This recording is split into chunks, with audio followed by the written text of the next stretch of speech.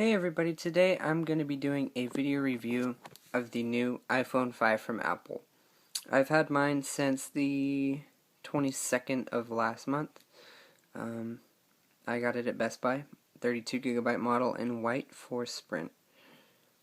So the first things that you will notice about the iPhone 5 as in comparison to other iPhone models is that they have increased the screen size to 4 inches. The display size is 1136 by 640, so it keeps the same width but gains the new height. They do this because they feel that it's better in your hand if it's the same width but longer, which I actually agree with. It has a new processor in it as well. It has the new A6 processor, which is a dual core running at roughly 1 gigahertz. So it's improved performance as compared to the 800 megahertz that the iPhone 4S was running at. So design-wise, you will notice that the front is pretty much the same, besides the camera and the sensor for the light being shifted, and now the camera's up above the speaker port, and the light sensor is down by the speaker now. And the home button, I don't know if you can tell, it's got some weird new design in it, or instead of it just being one piece, it seems to be like recessed a little bit. Like it's still the same home button, but it's sunken in. So it's kind of cool looking. Hard to explain. In the back is the other significant change. It's now aluminum with the glass on the top and bottom, and the sapphire lens crystal on the back, giving you sharper image quality and higher scratch resistance on your lens, which is kind of nice. Yeah, and besides that, for the design, it's thinner. They say that it's, I believe, 18% thinner and 20% lighter than the iPhone 4S. Pretty much the size of the iPhone 5 is pretty much the band of the iPhone 4S with one of the glass panels on it. So it's a lot thinner, a lot lighter, and a lot more good looking in my opinion. And I also must say that that this is now a unibody iPhone. What that means is that it's going to be a lot harder to take apart. I've never seen one taken apart yet, but I'm assuming from the bottom that you take those two screws out and then pop the display off and everything comes out. But yeah, so there's no longer a back access to the phone.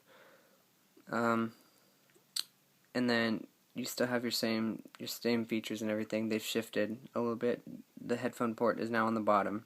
So now you have the sleep-wake button on the top, the vibrate and volume controls on the side still, the headphone port, the speaker lightning connector, and the microphone. And on this side you have your new nano SIM. So it's a smaller SIM card. And then I don't know if you're able to tell, but this is the new iPhone 5 display. Still the Retina display.